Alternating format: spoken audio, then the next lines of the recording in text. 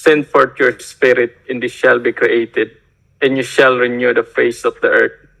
O God, who by the light of the Holy Spirit did instruct the heart of the faithful, grant that by the same Holy Spirit we may be truly wise and ever enjoy His consolation.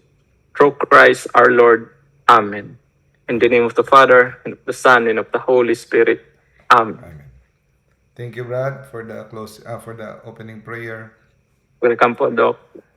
Okay, so welcome sa ating lahat. Faith Seeking Understanding sa ating weekly Catholic Catechism. No? Ang ating topic for this evening is about the dangers of prosperity gospel. Okay. Now, marami na siguro sa atin ang nakarinig kung ano yung prosperity gospel, no? So, ano ito? Bakit? Delikado ito.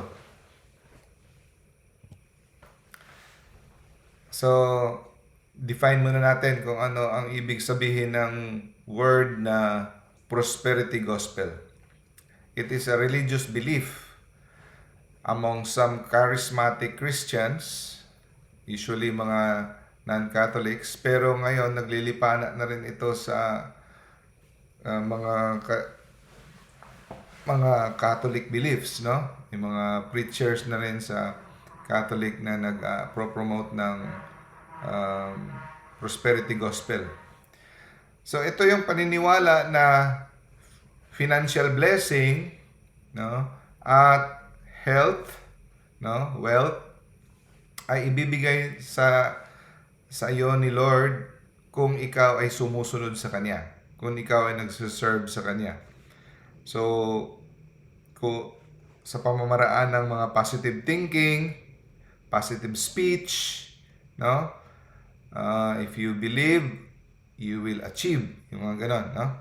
And sa pagiging mapagbigay, ikaw ay bibigyan rin ni Lord. Kung ikaw ay mapagbigay through donations, lalo na sa mga gawain sa simbahan, no? Gawain sa mga grupo, no? So mag-i-increase ang iyong material wealth. So ito yung gist or summary ng prosperity gospel. Pag ikaw ay sumunod kay Lord, bibiyaan ka, no? So automatic pag ikaw ay gumagawa ng utos ng Diyos. So ang mga sikat na mga prosperity gospels ay sila ni pinakasikat ngayon si Joel Osteen, no? At marami pang iba. At hindi lang mga ibang sekta o protestante, may mga Katoliko na rin, no? Na nahahawa na rin sa prosperity gospel, which is napakadelikado. May nagsabi nga na pare sa Amerika, according to him, prosperity gospel is the gospel of Satan, no? So, itong mga Benny Hinn, Kenneth Copeland, Credo Dollar, no? Joyce Meyer, T.D. Jakes, and the likes, no? So, para sa kanila, no, ang essence na message dito, kung tatanggapin mo si Jesus as si Lord and Savior, no, yung mga sira mong kotse, maayos na. Kung wala kang anak, magkakaanak ka. Yung mga ganon. So, everything will fall into place, no? Pero hindi po ganyan ang buhay bilang Kristiyano. Kung babasahin mo ang kabuuan ng Biblia, makikita mo na hindi ganyan. So, nangyayari itong mga prosperity gospel kasi may ibibigay sila na mga Bible verses na nagpapatunay sa kanilang turo. Ang problema lang, no? Ang problema lang, ina-isolate ang mga verses na ito at hindi iniintindi sa kabuuan ng Biblia. Pag in-isolate mo, pag hiniwalay mo yung isang verse, maiiba kasi ang kanyang kahulugan. So, ang roots ng prosperity gospel ay nagsimula ito sa prosperity theology, no? Sa New Thought movement. New Thought movement ang pinanggalingan ito. Itong mga data ko, kinuha ko mostly from Catholic apologist Trent Horn. No? From sa Catholic Answers, Trent Horn. So sabi niya, ni-research niya, ito ay nanggaling sa late 19th century, no? Meaning 1800s, New Thought movement. Ang New Thought movement na ito ay ang sumusunod dito hindi mga Kristiyano, no? They believe that the mind has a power over reality.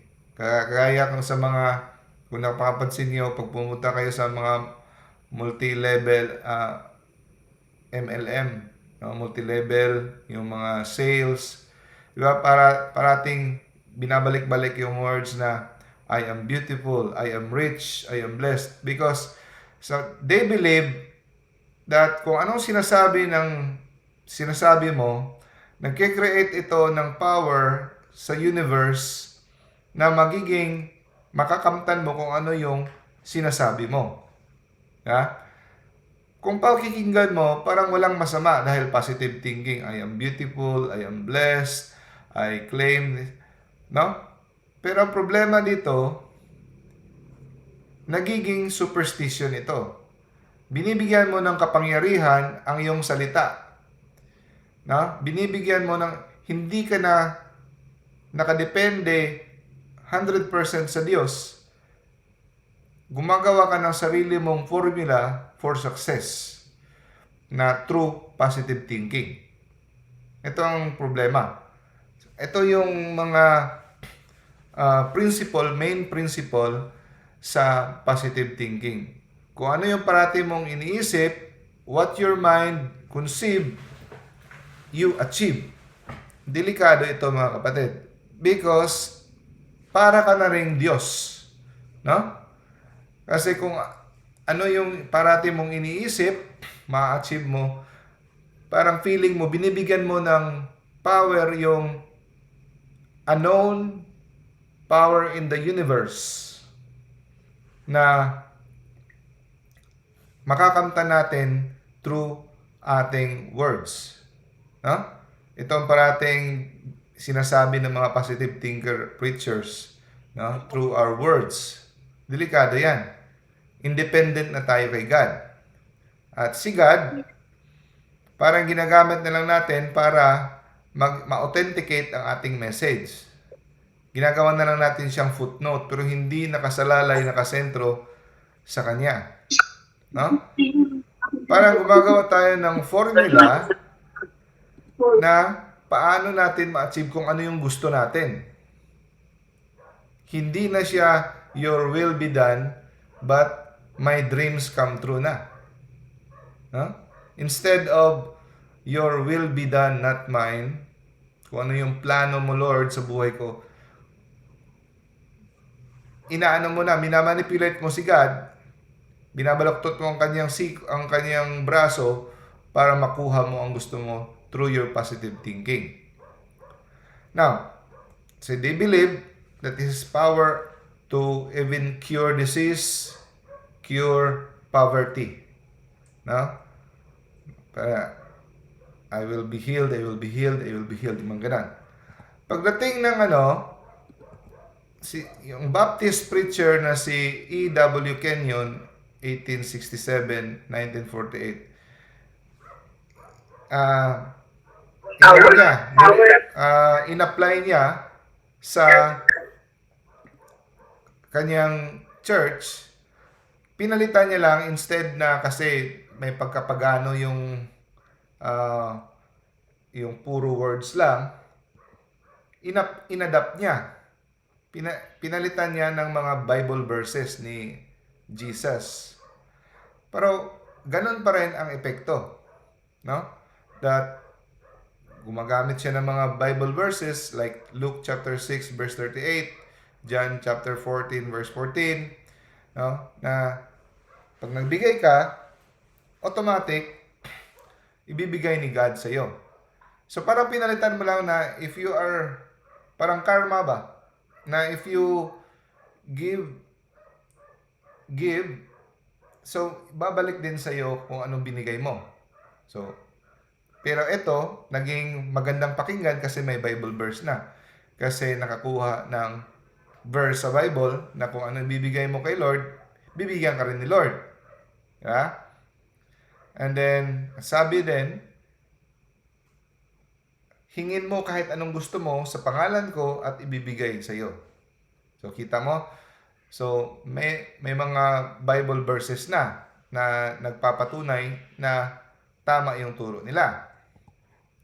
Kaya lang, ang problema diyan, no? Ay hindi yan ang ng layunin sa salita ng Diyos. Say this. Sabi nila, if we just ask Jesus for health and wealth, He will give it to us. So kaya mga kapatid, ang daming mga Kristiyano na they have given their life to Jesus Christ, naging atheist. Hindi na naniniwala sa Diyos. Bakit? Karamihan yan na-disappoint. Na-disappoint sa mga promise na kung ako ay susunod sa Diyos, maglilingkod sa Kanya, everything will be fine. Ang nangyayari, pag nagkapalpak-palpak ang buhay, hiningi niya na mabuhay ang kanyang mahal sa buhay na hindi mamatay sa sakit at namatay, madidisilusyon. Kasi hindi yan ang reality ng Christianity. No? Hindi lahat ng oras na hihingin mo, ibibigay sa iyo kung may tamang formula. So, napaka-unbiblical mga kapatid, that all your wish will come true if you follow Christ. That is not biblical. Okay? And you will not suffer again. Sinabi sa Bible, Jesus came to give us life in abundance. Para bigyan tayo ng life of abundance. Ito naman ay misinterpret. No? Misinterpret, hindi po ang ibig sabihin ng He will give us life of abundance, material things. Ang ibig sabihin niyan, pumunta si Jesus, no? Pumunta si Jesus dito para tubusin tayo sa krus. Para buksan, no? Para buksan ang kaligtasan sa atin. Na tayo ay meron ng chance na maligtas. Ang life of abundance is eternal life. No? Of course, lahat ng mga material blessings, mga happiness dito sa buhay, galing kay Lord. Pero ang 100% promise niya ay kaligtasan, eternal life. Hindi 100% promise na tayo ay parating magsasaya dito sa mundo. According to 2006 survey, sa mga Christians, sinorby sila, 1/3 ng mga Christians believe that if you give money to God, God will bless you more money. Kaya nga, ang yaman-yaman na ng mga prosperity gospels, they fly jets. Diba sila ni Kibuloy? If you tithe, no? So, yaman-yaman nila because ang tao, parati nilang pina-prime up na if you become generous sa spreading the gospel, sa kagaya ng simbahan nila, God will automatically give you 100-fold. No?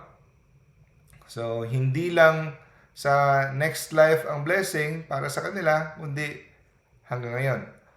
So, ano ang hadlang kung bakit daw hindi natin natatanggap ang blessing? Kasi daw hindi natin hinihingi. Yun ang sabi ng mga prosperity gospels. No? So, ang prosperity theology, nagsimula yan, no? It became popular, hindi kaagad wealth. Nagsimula yan sa mga charismatic gifts. It became popular sa mga Pentecostals, no?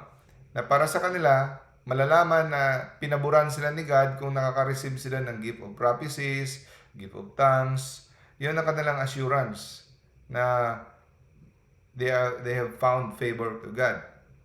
At ito ay slowly nag-shift in 1960s and 70s na naging popular ito sa mga televangelists, the gifts of prosperity. Nagsimula yan sa gifts of charismatic gifts, and then nag-shift na into prosperity na if you serve God, make Him your Lord and Savior, hindi kanya pababayaan, He will bless you abundantly. No? At according to kay Kenneth Copeland, no? Magtatanim tayo ng seed of faith. Yung seed of faith, yan ay pera. Ha? So, sabi niya, kung gusto nyong dumoble ng 100 fold, no? 100 times, magbigay ka. So, walang bangko sa mundo na kagaya niyan. Praise the Lord. Sabi niya, if you give the $1, God will give back to you $100. If you give $10, He will give you 1,000. If He give you 1,000, He will give you 100,000. So, yun ang mga example ng mga preaching nila. At ang paborito nilang verse ay Mark chapter 10 verse 30 at Luke chapter 6 verse 38. Ha? Anong sinabi sa Mark chapter 10 verse 30? Truly I tell you, no one who has left home or brothers or sisters or mother or father or children or fields for my sake, for the gospel will fail to receive 100-fold in the present age, houses and brothers and sisters.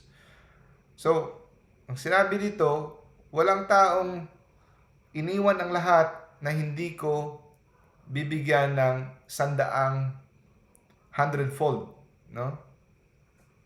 Doble-doblehin ko. Pero ang problema, mga kapatid, dito sila nag-focus sa 100-fold. Hindi nila nakita ang diwa ng message ng gospel na ito, no?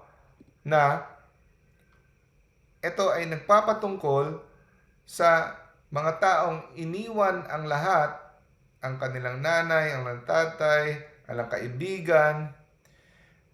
Ang hindi na nakita na ang promise ni Jesus ay eternal life on the next life. Kasi, imposible naman na magkakaroon ka ng 100 na mother, 100 na father, magkaroon ka ng 100 brothers, no? So, ito ay promise sa mga taong nag-undergo ng persecution for the sake of the gospel. At sa Luke chapter 6 verse 8, ang sabi, kung ano yung binigay mo, yun din isusukli ni Lord sa iyo. Ito ay hindi tungkol pera, mga kapatid. Ang patungkol dito ay kung paano ka nagbigay ng awa sa iyong kapwa, paano ka nagbigay ng paghukom, paano ka nagbigay ng pagpatawad. So, kung ikaw ay naghukom sa iyong kapatid, sa iyong kapwa, ganun din ang timbang na gagamitin sa iyo ng Diyos. Kung mahilig kang maghukom at kung paano mo siya hinukuman, ganun ka rin huhukuman ni Lord. The measure you give will be measure you get. So, hindi ito patungkol kung anong pera ang binigay mo, ibibigay din sa iyo ni Lord. Kasi given na si Lord, lahat ng blessings galing sa Kanya. No? Lahat ng blessings galing sa Kanya. Hindi ito investment. No? Kasi ang ginagawa ng prosperity gospel, ginagalak ang mga tao hindi na para sa pagiging maawain sa kapwa, kundi nag-i-invest sila. No? Parang kung sa ano pa, parang sugal na rin. Na magbibigay sila ng tithes para maging mabibiyaya. It's more of an investment. No? So give and it will be given to you. A good measure pressed, shaken together, and running over. So yan ang favorite verse ng Prosperity Gospel Preachers. Pero ang verse na ito, it's not a guarantee na ibibigay sa iyo ni Lord pag nagbigay ka ng tithes. Sa mga hindi nakakaalam, ang tithes ay yung pagbibigay ng 10% of your income, no? Of your money, of your harvest kay Lord. Ito ay utos sa Old Testament, no? And also, sabi sa Matthew chapter 7 verse 11, no? Ang iyong Ama sa langit ay marunong magbigay ng mga mabubuting bagay para sa kanyang anak. So, ano bang mga mabubuting bagay dito sa mundo? Siyempre, wealth and health. Yun ang sabi nila. Ngunit, kung intindihin mo talaga ito at babasahin mo ang dugtong dito kasi pinuputol nila, ang dugtong dito mga kapatid sa Luke chapter 11:13, hindi siya about material blessings ang pinapromise dito sa sinabi dito sa spiritual gifts ang pinapatungkol dito mga kapatid. No? If you then who are evil know how to give good gifts to your children, how much more will the Heavenly Father give the Holy Spirit to those who ask Him? So it is the gifts of the Holy Spirit yung ating aasamin. No? Wisdom, understanding, knowledge, counsel, fortitude, piety, fear of the Lord, and the fruits of the Holy Spirit, di ba? Love, joy, peace, patience, kindness, gentleness, generosity, goodness, faithfulness, modesty, chastity, self-control. Di ba? Yun ang asamin natin. Kaya lang, puro tayo material at nakakalimutan natin ang diwa kung bakit si Jesus pumunta dito. At ito rin ang paborito nilang isite. John chapter 14 verse 14. If you ask anything in my name, I will do it. O, di ba? Kahit anong hingin nyo sa pangalan ko, gagawin ko. So, iba, hingi ng sports car, hingi ng business, tapos babalik-balik parang mantra, no? I claim it, I claim it, I claim it in Jesus' name, I claim it in Jesus' name. So, anong ginagawa nila? Ginagawa nila si Jesus na genie. No? Kasi may proper formula sila. Nakakaawa dahil inuuto nila ang mga tao. Ano ba ang dapat pag-intindi dyan, mga kapatid?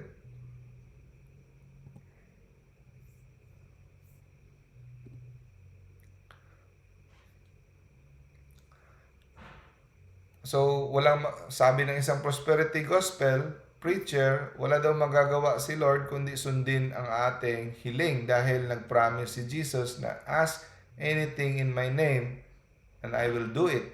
No? Pero, hindi si God isang genie or magic. Ang ibibigay niya lang, no? Ang ibibigay niya lang ay ang mga bagay na nakabatay sa kanyang kalooban. Kung ito ay ayon sa kalooban niya. So, dapat ang hihingin pala natin na ibibigay niya 100% ayon sa kalooban niya. Now, tanong, paano natin malalaman kung ano yung kalooban niya? Kung ikaw ay parating nakikipag-usap sa kanya, malalaman mo ang kanyang boses. Malalaman mo ang kanyang ugali, kung ano yung kanyang No. Sabi dito. So, pinaliwanag ni Saint John yung sabi niya, ask, if you ask anything in my name, I will do it. Dito, hindi masyadong maliwanag, di ba? Pero pinaliwanag niya sa 1 John chapter 5, verse 14. Pakinggan niyo ito ng mabuti, ha? Napaka-importante ito. Kasi, ang iba, nagtataka. Di ba sabi sa Bible, ask anything and I will do it. No, hindi po. Pinaliwanag sa 1 John chapter 5 verse 14 ang sabi, and this is the confidence which we have in him, in that if we ask anything according to his will po, kung ito ay ayon sa kanyang plano. So kung hindi ayon sa plano niya na ang anak mo ay makasurvive sa dengue, kung hindi ayon sa plano niya na ikaw ay makapunta ng Amerika, kahit you're asking it in His name, hindi yan hindi yan ibibigay sa iyo ni Lord because He is God, hindi ikaw ang God. Kahit ano pang positive thinking mo dyan, no? Kagaya ng isang leper, lumapit ang leper sa kanya at lumuhod. Sabi niya, Lord, ito yung tamang dasal, ha? Lord, if you are willing, meaning kung ito ay kalooban mo, Lord, you can make me clean. So, matindi ang kanyang pananampalataya kasi naniniwala siya na kaya siyang pagalingin ng Diyos kung ito ay ayon sa kanyang kalooban. So, timing din na ito ay ayon sa kalooban ni Lord na siya ay gagaling. Kasi may mga time na hindi niya kalooban, hindi ayon sa plano niya na ikaw ay gumaling kasi may misyon siya para sa iyo. Diba? Iba't ibang misyon. Sabi niya, I am willing, be clean. So yun mga kapatid. Kaya ang daming nadidisillusion sa Kristyanismo, ang daming lumalabas sa pagkakristyano dahil sa maling turo ng prosperity theology, prosperity message.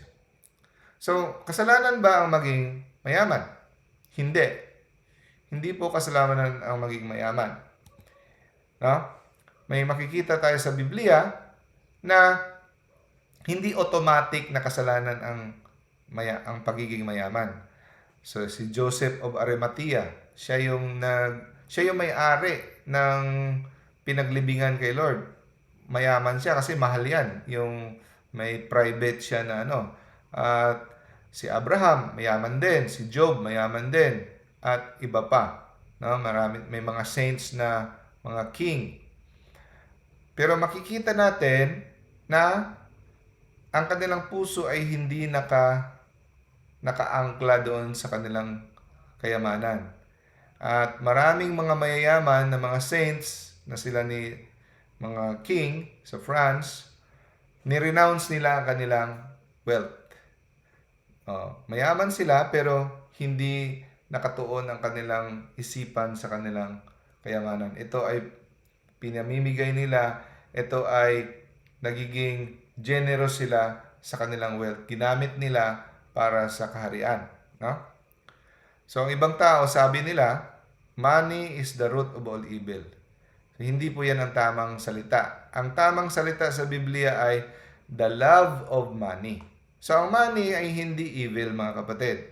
Ang pagmamahal sa kayamanan, yan ang root ng evil. Kung masyado kang parating nag-aasam ng pera, parating nasa isip mo pera, the love of money is the root of all evil. Hindi ang money.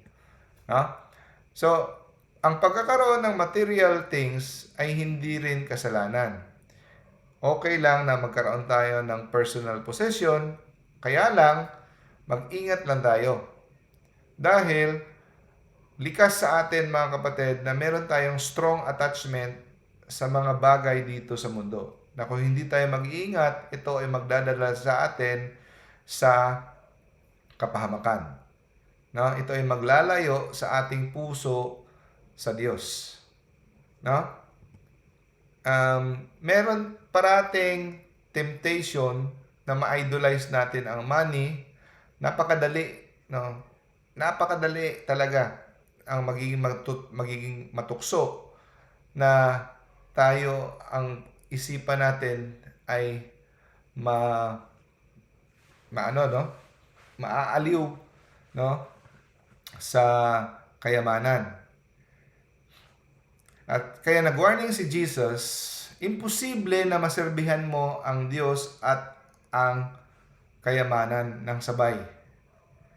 Oh. Totoo yan mga kapatid, totoo yan. For example, may kahit nga sa personal lang dito ngayon, may gumawa kami ng parang garden na maganda dito sa bahay. Tapos, pero 5 years ago, gumawa kami ng parang rest house doon sa isang lugar sa may bundok dito sa Osamis. Nung wala pa itong parang magandang garden dito sa bahay, parati kami doon sa rest house. Pero nung nagawa na namin itong magandang garden sa bahay, parati na kami dito.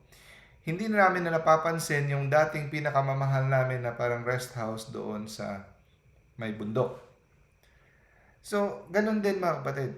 Hindi mo ma-divide ang iyong isipan na sabihin mo, I will serve the Lord, tapos parati ka nag-iisip kung paano magpapayaman. Imposible talaga yan. Walang multitasking sa kingdom of God. No? So kung saan ang isipan mo, andun din ang puso mo. So kaya nga sinasabi ni Jesus na napakahirap ng mayaman na maligtas. No? Kasi ang nangyayari parati, pag nabigyan na tayo, we want more. Dati, nung nagtitraining pa ako, wala akong service, gusto ko lang magkaroon ng bike. So, bumili ako ng mountain bike pang service, pang simba, pang punta. Wala akong pang... Tapos, nung meron akong bike, Lord, sana magkaroon ako ng motor. Tapos, nung magkaroon ako ng motor, naulan-ulanan. Pero nung una, magkaroon lang akong bike, happy na ako. Tapos, isip ko na, kung magkaroon ako ng motor, happy na ako. Tapos, magkaroon naman ako ng motor, kung magkaroon ako ng kotse, happy na ako. Tapos mayroon ko ng kotse, eto na naman. So, ang likas talaga sa tao na hindi talaga makukontento, no? We want more and we want more. Kaya, pagkakaingatan natin, hindi kasalanan, pero nasa tukso para tayo parate. Kasi material wealth makes us independent from God. No? Bakit gusto ni God ang mga bata? Kasi ang bata parating nakasalalay sa Diyos. Mamamatay sila pag wala ang kanilang magulang. Kagaya din sa atin. Kung meron na tayong pera, ang parating nangyayari, hindi na tayo masyadong dependent kay God kasi at the back of our mind, we know na meron tayong backup. Kahit papano, hindi tayo matataranta kasi meron tayong millions in the bank. No? Next, material wealth makes us distracted from eternal realities.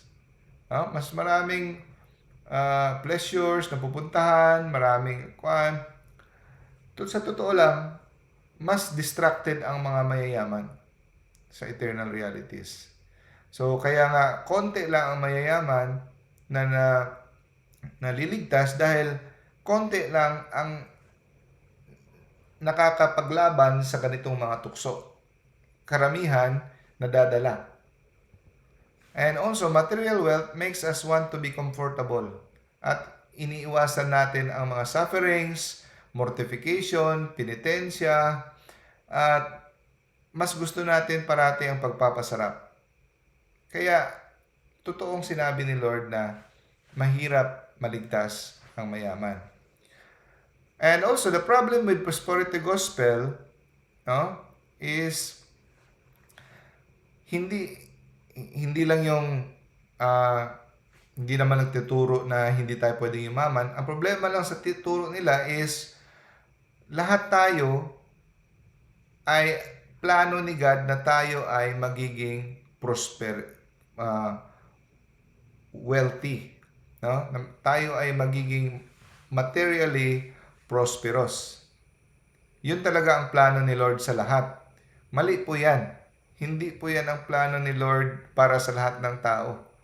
May mga plano si Lord sa isang tao na ito ay magiging mayaman ito ay mananatiling hindi masyadong mayaman, pero kahit hindi kanya gagawing mayaman ni Lord, hindi kanya pababayaan, ibibigay niya sa iyo ang basic needs. No? Walang tao na umaasa kay Lord na pinabayaan niya na hindi na makakain. Ang mga dito natin makikita sa mga apostles. Walang apostles na namatay sa gutom. Pinatay sila, binigay nila ang buhay nila, pero walang namatay sa gutom. Walang hubot-hubad. Ibibigyan ka talaga niya ng pangangailangan mo, basic needs. Yung pangangailangan mo talaga, hindi yung mga wants. Okay? Minsan, bibigyan ka niya ng wants, pero not all the time. No? At ang problema sa prosperity gospel ay nagiging ang ating good works at prayers ay ginagawang kasangkapan para manipulahin ang Diyos, para makuha natin ang ating mga gusto. So, magbibigay tayo para mabibigyan tayo. Yun yung good works natin, naghahantay tayo ng kapalit. At yung prayers natin, no, para mamanipulate si God sa ating kagustuhan. So, ang problema sa prosperity gospels ay ang Bible messages are taken out of context. No? So, dito parate sa Deuteronomy ang kinukuha nila sa Old Testament na pag sinunod mo ang utos ng Diyos, if you follow my command, your land will increase, you will possess the land. So, magkakaroon ka ng mga material blessings kasi promise ni God. Pero hindi yan ang totoong ibig sabihin. Ang ibig sabihin lang diyan ay dapat nating sundin, no, ang mga utos ng Diyos. Kung hindi, tayo ay mamamatay. Yun. Pero hindi niya pinapangako ang material blessing sa lahat ng believers. No? Ang pinaka-promise niya nandito, pag hindi mo sinunod ang kanyang kautusan, ikaw ay mamamatay. Yun. Okay. Alam naman natin mga kapatid na sometimes binibigay ni Lord kung ano yung gusto natin ayon sa ating iniisip na kung paano niya ibigay. Kasi hindi lahat ng panahon kung anong gusto mong mangyari sa buhay mo, kung ano yung panalangin mo, yun din ang ibibigay ni Lord sa iyo. Pero minsan, binibigay niya rin. Binibigay niya sa atin kung anong paraan gusto natin minsan. Pero, hindi sa lahat ng panahon. Maraming panahon na sinasagot ng Diyos ang ating panalangin, hindi ayon sa gusto natin, kundi sa gusto niya. May plano. Minsan, hindi natin nakikita na sinasagot na pala ang ating mga hinihiling. Kaya lang, sa tingin natin, hindi sinagot kasi hindi ayon sa ating kung ano iniisip natin.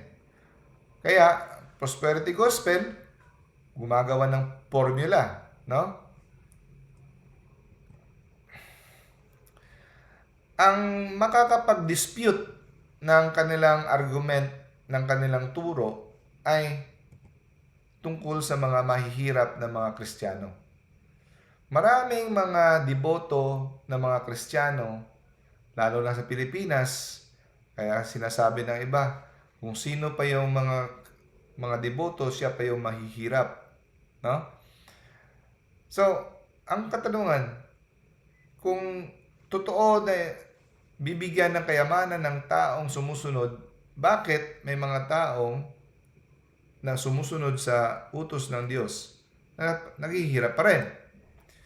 Kagaya sa Africa, marami na mga Katoliko dyan, maraming mga Kristiyano. Bakit naghihirap? No? Ang sagot naman ng mga preachers, ng mga prosperity preachers, ay sinisisi nila sa mga tao. Kaya hindi sila nabibiyayaan dahil hindi sila naghingi. At i-quote nila ang James chapter 4 verse 2, because you do not ask. No? Pero imposible naman na lahat ng mga tao na mahirap, ibig ba sabihin hindi sila naghingi? Naghingi iyan. Naghingi iyan kay Lord. No? Kaya lang, palusot, sabihin dahil hindi naghingi or kulang sa faith. Yun ang sasabihin nila. Pero hindi nila binabasa ang karugtong dito sa James na chapter na sabi, you ask and do not receive because you ask wrongly. Mali ang mga bagay na hinihingi nyo. Used to spend it in your passions. So, nanghihingi mga material blessings para gamitin sa ating mga kahilayan, sa mga gustuhan ng laman. No? And hindi rin binibigay dahil sa mga selfish motives. At nagko-contradict sa plano ni God. Kaya hindi natin natatanggap. Pero anong sabi ni James? Instead na magturo si St. James ng Prosperity Gospel, ang tinuturo niya, sa halip, imbis na kayo marating nagsasaya, umiyak kayo. No? Be rich and mourn and weep. Let your laughter be turned to mourning and your joy to dejection.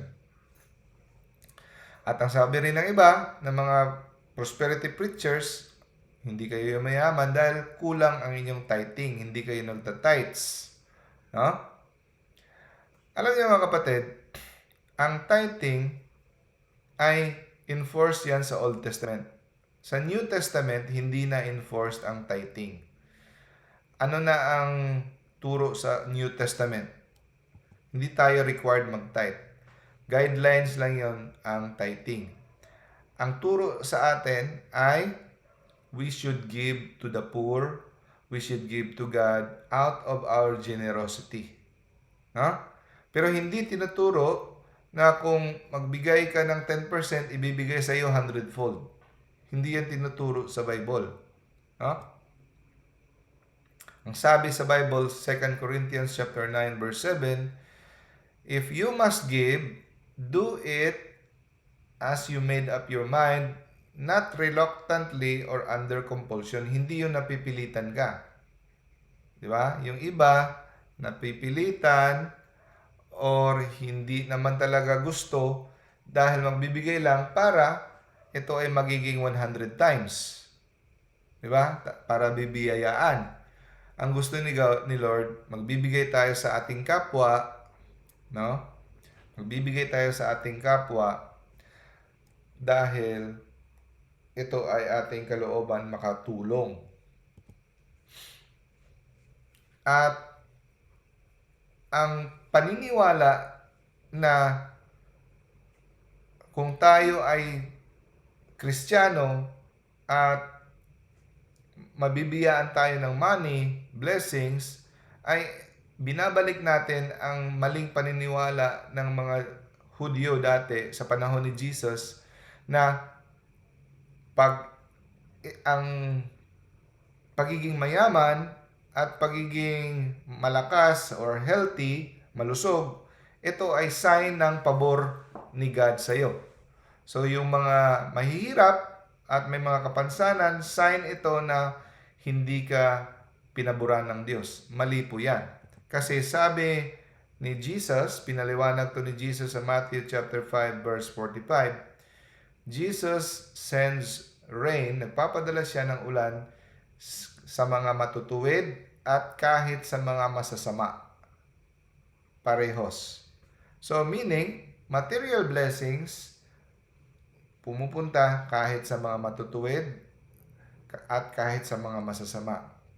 At sa yung nangyari sa 18 katao na nadaganan ng poste sa Siloam, namatay sila. At sabi ni Jesus, huwag niyong isipin na ito nangyari sa 18 na tao na ito, na mga tao, namatay sila dahil sila ay masasama. No? Hindi sila mas masama kumpara sa iba.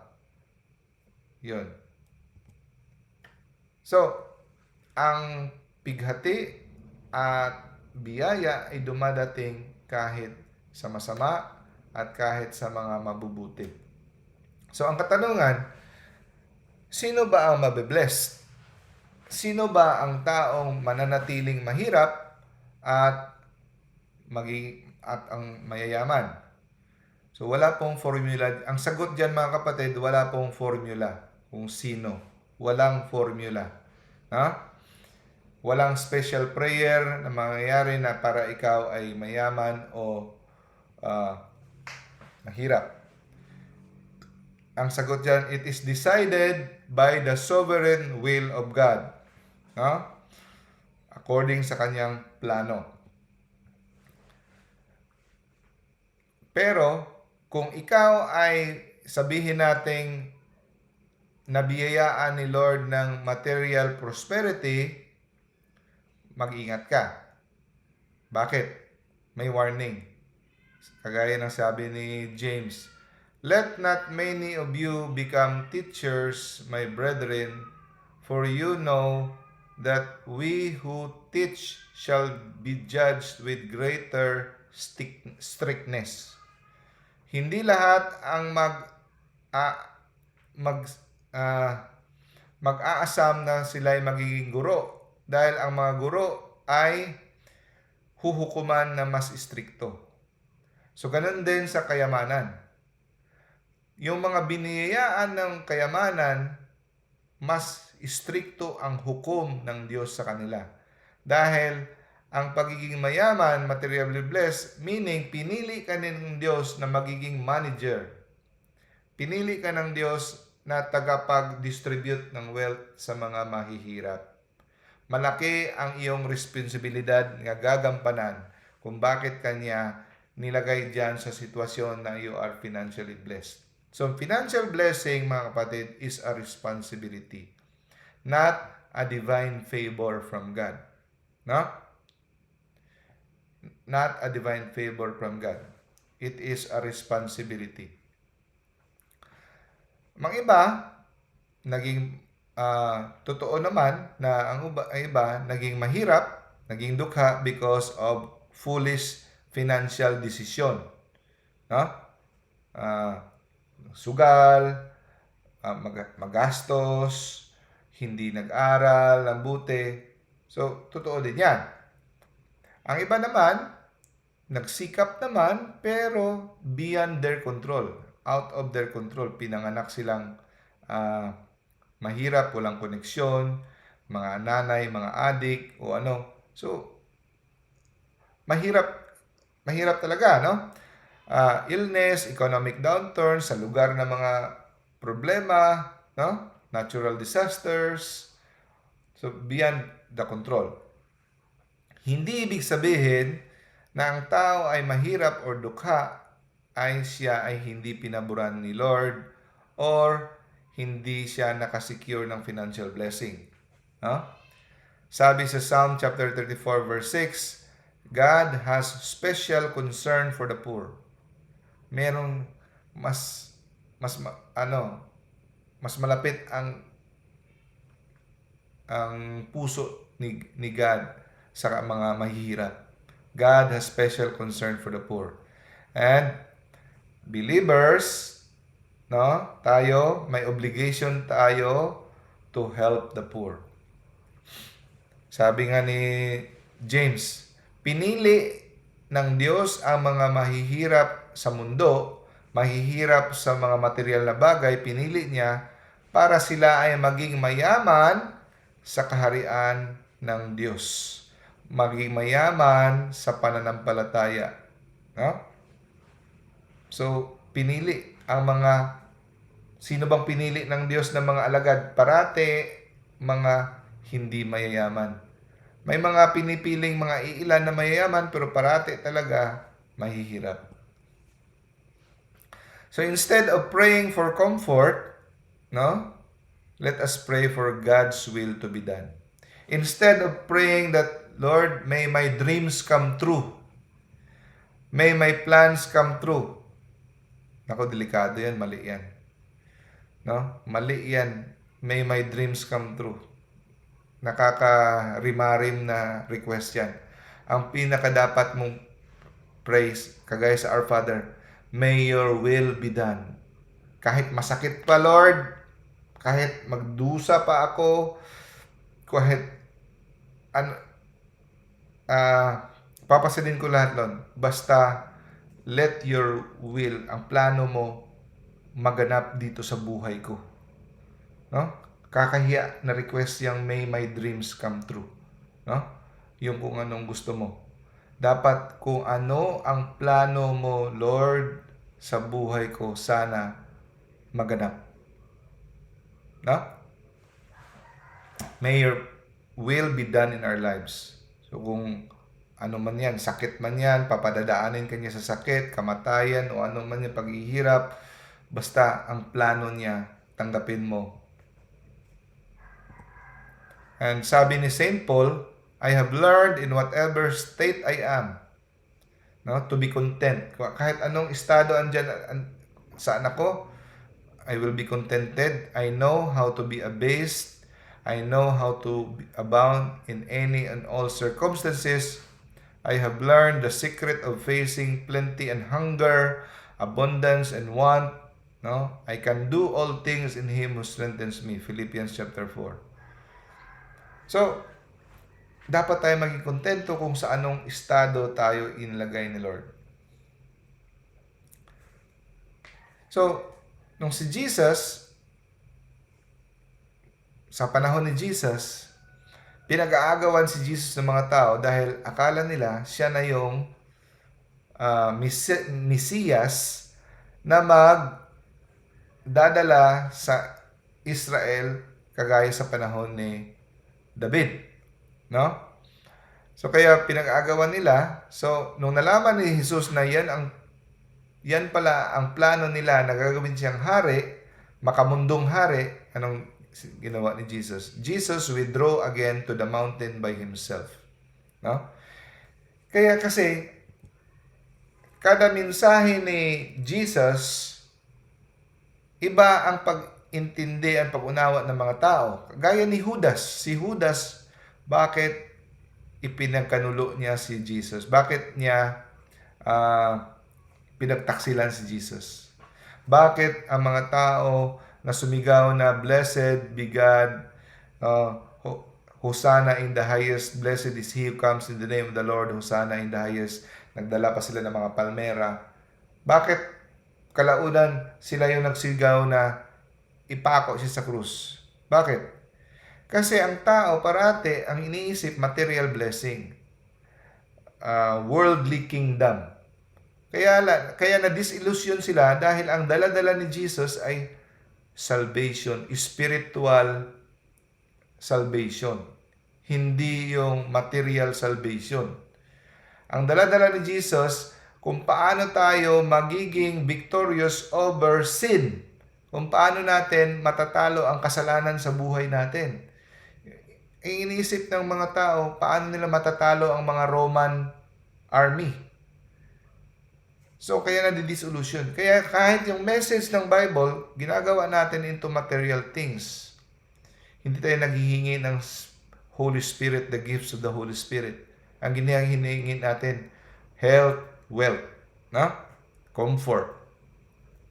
So, many Christians today fail to understand Jesus. Tingnan natin ang buhay ni Jesus at ang buhay ng kanyang followers. Matthew chapter 8 verse 20. Kahit ang mga fox may titirhan, may mga birds may tinitirhan, pero ang anak ng Diyos, anak ng tao, walang kakapasilungan, walang bahay. Kahit si Peter sabi ni Peter, Kahit ginto, no, o pilak, wala ako. Tapos sabi niya, to the present hour we hunger, thirst, nagugutom, no? Nauuhaw, homeless, no? And if we have food and clothing, with this we shall be content, sabi ni Paul.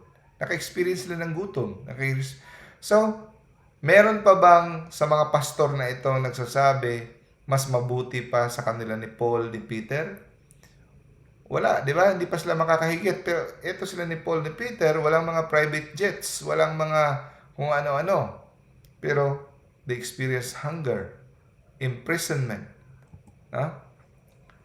Tapos sabi ni Jesus sa rich young man, paano makapasok sa kaharian? Sabi niya, go sell what you possess, give it to the poor, and you will have treasure in heaven. Come, follow me. So, hindi importante ang kayamanan. No? Kaya sabi niya, mas madali pa sa isang kamelyo na makapasok sa butas ng karayom kumpara sa isang mayaman na makapasok sa kaharian. So, dahil sa mga rason na sinabi ko kanina, di ba? Mas grabe ang tukso sa mga taong mayayaman. At tungkol naman sa health, kahit si St. Paul ay masakitin, si Timothy masakitin. Ito sabi, no, it was because of a bodily sickness or ailment that I preached the gospel to you at first. Kay Timothy naman, use a little wine for the sake of your stomach and your frequent ailments. So, mga masakitin, kahit ito ay matapat na alagad ng Diyos. So, rather than prosperous earthly lives such as which the first century Jews were expecting from the Messiah, Jesus' promise are for eternal lives. No? Eternal lives at virtue, gifts of the Holy Spirit, ang promise ni Jesus. Okay? At sabi ni Jesus, huwag kayong mag-ipon ng treasure on earth, kung saan ito ay pwedeng manakaw, pwedeng kainin ng mga anay, pwedeng mawala. Rather, mag-ipon kayo ng treasure sa heaven. Paano mag-ipon ng treasure sa heaven? Pagbibigay sa kapwa. Pagtutulong sa kapwa. Doon mo makaipon ng treasure. At ang sabi ni St. John sa 1 John chapter 2, ito, napakahalagang verse. Do not love the world or the things in the world. If anyone loves the world, the love of the Father is not in him. No? If anyone loves the world, the love of the Father is not in him. Do not love the world or the things in the world. Huwag kang masyadong ma-attach at mahalin masyado ang mga bagay, mga material dito. No? For all that is in the world, the lust of the flesh, the lust of the eyes, and the pride of life, sisikat ka, kilala ka, no? is not of the Father, but it is of the world. And the world passes away, and the lust of it, but he who does the will of God abides forever. At ang sabi sa 1 Timothy verse 6, chapter 6 to 10. So, pwede ba tayong mag-ambisyon na maging mayaman? Pwede ba? Hindi. Kung tayo ay mayaman, binigay ng Diyos sa atin, hindi naman natin sinadya, dahil tayo nagsikap na yumaman, hindi yan kasalanan. Pero ikaw ay mangarap at gusto mong yumaman, anong sabi sa Bible? Those who desire to be rich fall into temptation. So, hindi pala dapat na tayo ay magnanasa at aspire, no, to be rich. If it comes, it comes through our hard work, no? Pero hindi maganda na tayo mag-desire to become rich. Those who desire to be rich fall into temptation, a snare, into many senseless and hurtful desires that plunge men into ruin and destruction. For the love of money is the root of all evils. So dito natin makita na maliwanag na hindi dapat tayo mag-expect ng treasures and failing health, no? Perfect health, no? Hindi ibig sabihin na hindi ito nangyayari sa mga ibang Kristiyano na sila ay may magandang health. Hindi naman ibig sabihin. Hindi ibig sabihin na pag Kristiyano ka, masakitin ka automatic at mahirap ka, no? Nangyayari yan sa lahat, no? But we should not expect it. Example, Saint Thomas More. Saint Thomas More, pinugutan siya ng ulo ni King Henry VIII. Mayaman siya, siya ay matalino, siya ay chancellor sa kingdom, pero dahil matatag siya, dahil sinunod niya ang principles ni Christ, tumayo siya sa gospel, lahat ng kayamanan niya nawala. Handa siyang talikuran ng lahat para salungatin ang maling turo ni King Henry VIII about adultery. Nawala sa kanya. So dito natin makikita na hindi totoo ang prosperity gospel na pag sinunod mo si Christ ay everything will be fine. You will be prosperous. Nawala sa kanya, kanyang pamilya, pinulong siya hanggang pinugutan siya ng ulo. Si Job, makikita natin, siya ay matuwid pero nawala lahat. Di ba? So, in contrary, there is glory in suffering. No? So, when faced with difficulties, no? Kung tayo ay nakaharap sa mga suliranin, pagdurusa, mga sakit, hindi kasalanan at hindi mali kung hihilingin natin kay Lord na kunin ito, tanggalin ito. Pwede tayong maghingi kay Lord na, Lord, pwedeng tanggalin ito. No? Pwedeng paliitan ng konti ang mga problema ko. Pwede.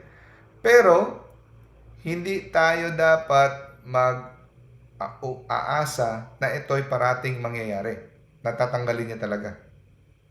Okay? Pwede tayong humiling, pero dapat your will be done. Kagaya ng sinabi ni Jesus, let this cup pass from me, but not my will, but yours be done.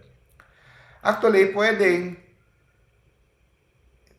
pahihintulutan ni Lord na ipagpatuloy niya ang mga suffering mo sa buhay. He will allow us to continue to suffer para lalabas ang kabutihan sa may mabuti siyang plano at lalabas ito. Meron siyang mabuting plano sa iyo. No? Kagaya ni St. Paul. Anong nangyari kay St. Paul? Sabi niya sa 2 Corinthians chapter 12. May thorn. Ano ba yung thorn sa Tagalog? Basta alam niyo na yan, no? May nagtutusok sa kanyang flesh, sabi niya, no? A messenger of Satan to harass me, to keep me from being proud. 3 beses niya hiniling na tanggalin ito. Pero hindi sinunod ni Lord. Hindi binigay sa kanya ang kanyang kahilingan. Pinahintulutan ni Lord na magpatuloy. Diba? Ang sabi ni Jesus, ni God, my grace is sufficient for you, for my power is made perfect in weakness. I will all the more gladly boast of my weaknesses, that the power of Christ may rest upon me. For the sake of Christ, then I am content with the weakness, insults, hardships, persecutions, calamities, for when I am weak, then I am strong. No? At sabi ni Jesus, kung sinong hindi magpapasal ng kanilang krus, no, ay hindi karapat-dapat sa akin. At kung sino ang magsasalba ng kanilang buhay, no, ay mawawala niya ito. At sinong mawawala niya ang kanyang buhay dahil sa akin, no, ialay niya ang buhay niya dahil sa akin, matatagpuan niya ito. Meaning, ibabalik sa kanya sa kabilang buhay. Siyempre, namamatay ka na, di ba? Ibabalik sa iyo. Meaning, eternal life. Buhay na walang hanggan. Pero ipagkakaluno mo si God dahil takot kang mamatay, ayaw mong tumindig, kagaya ni Saint Thomas More, hindi siya natakot mamatay para sa kay Lord. Binigyan siya ng gantimpala, no? Ng eternal life. He is a saint. At sabi sa Romans chapter 8, no? We are fellow heirs of Christ provided, importante dapat, we suffer with Him. No? In order that we may also glorify with Him. Hindi ka pwede mag-glorify kasama kay Lord kung hindi ka nag-suffer kasama siya. No? So, salungat talaga sa diwa ng turo sa Biblia ang prosperity gospel. Hindi tinuturuan, hindi nawawala na yung essence ng redemptive suffering. No? Redemptive suffering, yung suffering na inaalay mo kay Lord ay makakaligtas ng maraming tao. From a life of sin, they will repent because of the grace of redemptive suffering. Ang sabi niya, I considered that the sufferings of this present time are not worth comparing with the glory that is revealed to us. So yung suffering natin ngayon, hindi makakumpara sa kaluwalhatian na matanggap natin na naghihintay sa atin sa kabilang buhay. No? So,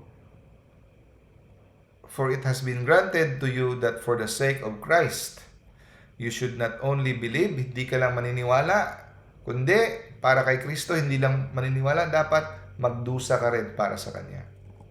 Ha? So, yan. So, ang true love of God, ang totoong pagpapakita ng pagmamahal kay Kristo, batay sa Biblia, is to suffer willingly for Him. Ha? To suffer willingly. Yan ang papakita ng pagmamahal. Paano ba tayo niligtas? Sa pagdurusa. So, ang servant ay hindi greater sa kanyang master. Kung anong dinanas ng master, dapat naranasin din ng servant. Tayo yon, no? Na-accomplish ang greater good through suffering. Greater love has no man than this, that a man lay down his life for his friends.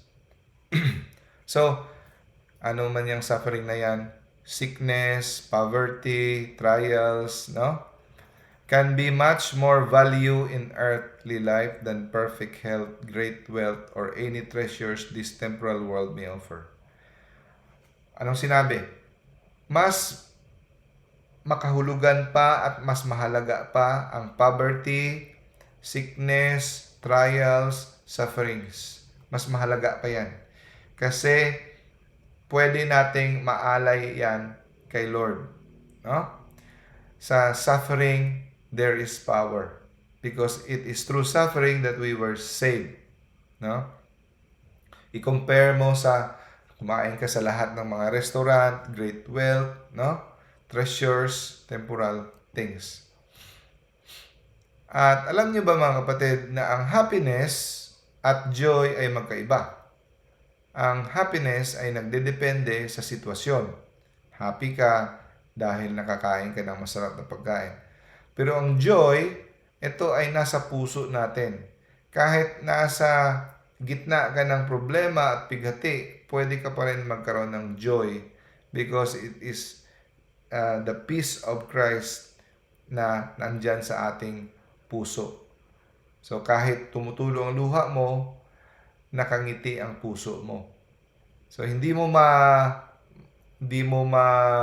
explain na kahit kaharap mo ay kung ano-anong mga panganib, trahedya, pero dahil naka-angkla ang puso mo kay Jesus, ikaw ay panatag. That is joy. At ang sabi ni Saint Thomas Aquinas sa mga on prosperity, sabi niya, natanong niya one time, bakit ba maraming mga wicked people, mga masasamang tao, corrupt, mga ganon, bakit ang yaman-yaman nila at parang hindi sila nagsasuffer? Parang wala naman silang pakialam sa Diyos, hindi naman sila religious, hindi masyadong sisimba, ganun lang, petiks-petiks lang, no? Pero bakit ang saya-saya ng buhay nila? Ang sabi ni Saint Thomas Aquinas, yung mga tao nakaka-receive ng many material benefits na hindi naman close kay Lord, they could be punished by God. Yung material blessings nila, punishment daw ni Lord sa kanila. Bakit? Kasi material things takes away from their mind what is really important, which is eternal life. Kaya, ang mga taong close kay Lord, na naghihirap ng walang material blessing, material things, malayo sila sa mga distraction. Kaya, malayo sa distraction yung mga taong walang masyadong material things, it allows them to be spiritually upright. So nakita natin ng mga tao na masasama pero ang yayaman at ang ganda ng buhay, una, it could be a punishment to them. Next, hinahayaan ni Lord dahil yun na lang ang kaligayahan na matatanggap nila. Dahil matinding parusa ang naghihintay sa kanila sa kabilang buhay. Yun ang sagot. Sabi ni Saint Catherine of Siena, know that God is not found in luxuries and pleasures. Again, dapat malaman nyo na ang Diyos ay hindi matatagpuan sa mga karangyaan, sa mga kasiyahan, luxuries at pleasures. Okay, tinanong ako ng pamangkin ko, Tito, paano ba maging mayaman? So, ganun din ang sagot natin, no? Before tayo mag-end. One last question. Ito yung last slide natin. Ang sagot dyan, mga kapatid, ganito.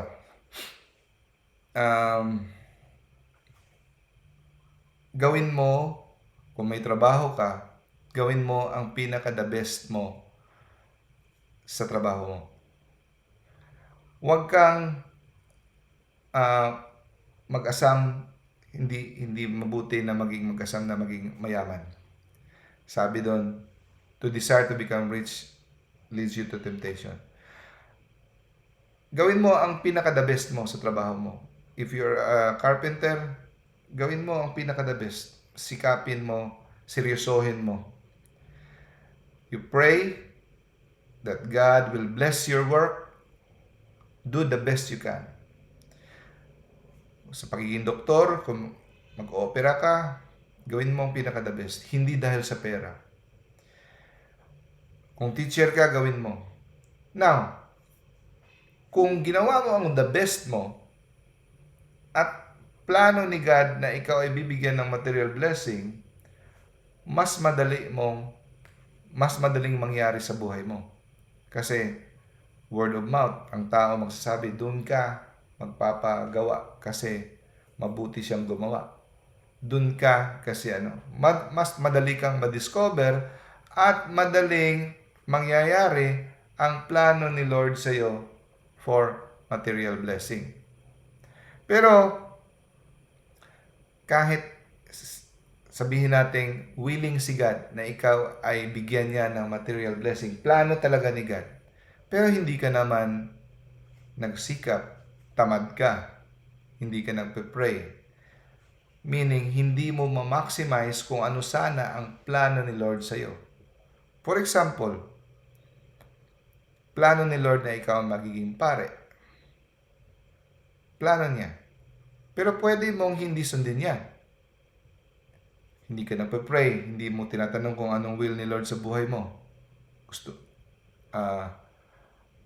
kahit gusto niya pang magpare ka, kung hindi ka naman parati nagpe-pray at pinapakinggan kung ano ang boses niya sa buhay mo, hindi ka talaga magpapare kasi sinunod mo. Kaganon din, do the best you can in whatever your work, not for money, but doing it for Christ at para sa iyong kapwa.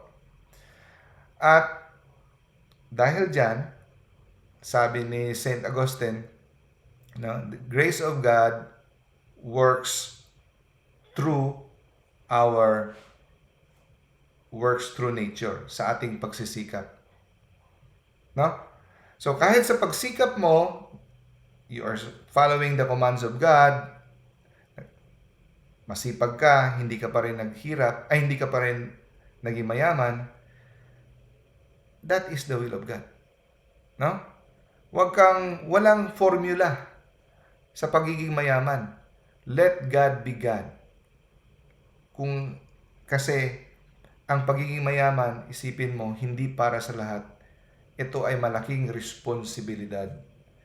Sa mga mayayaman, malaki at ang ini-expect ni God sa mga taong mayayaman at mas istrikto ang kanyang hukom. No? So, yun lang. God bless us all. So, may mga katanungan. Kung mahiya kayo magtanong, pwedeng sa messenger. Sinong gustong mag-closing prayer?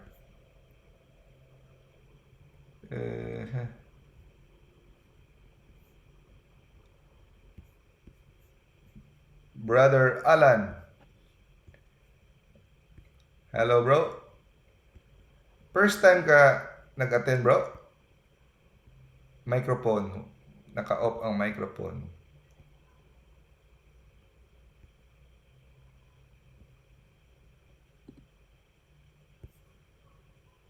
Walang microphone. Ayun. Hello, Doc. Bro, good evening. Pwede ka mag-closing prayer, bro? Sige, Doc. Sige. Klaro lang, Doc, klaro. Klaro. Sige. Amposa. Our Father, in the name of the Father, the Son, and the Holy Spirit. Amen. Our Father, who art in heaven, hallowed be thy name. Thy kingdom come, thy will be done. On earth as it is in heaven. Give us this day our daily bread, and forgive us our trespasses. We forgive those who trespass against us. Lead us not into temptation, but Deliver us from evil. Amen. Hail Mary, full of grace, the Lord is with you. Blessed are you among men, And blessed is the fruit of thy womb, Jesus. Holy Mary, Mother Mother of God, pray pray for for us us sinners, sinners, now now and at the hour of our death. Glory be to the Father, and to the Holy Spirit, as it was in the as it beginning, is in the is now, and ever shall be world without end. Amen. Father, and Father, the Son, and of the Holy Spirit. Amen. Amen. Thank you, Brad, for the closing prayer. So, sa Salamat mga po. hindi ko pa nag-greet, Brother Dino, kapareho ang pangalan, no? Brother, Yes, Doc. good evening. Sis Jonalyn, Sis Laila, Brother Rob, Sis Evelyn, hello. Hello, Doc. Sis Jennifer, yung hindi ko pa nag-greet kanina. So, thank you for attending, ha. Extra points kayo for pagiging matyaga dito sa Zoom. See you next week. Doc, dagang salamat, Doc. God bless. God bless. Bye, Doc. Bye. God bless. Bye, Doc. Bye-bye sa lahat. Thank you. Bye.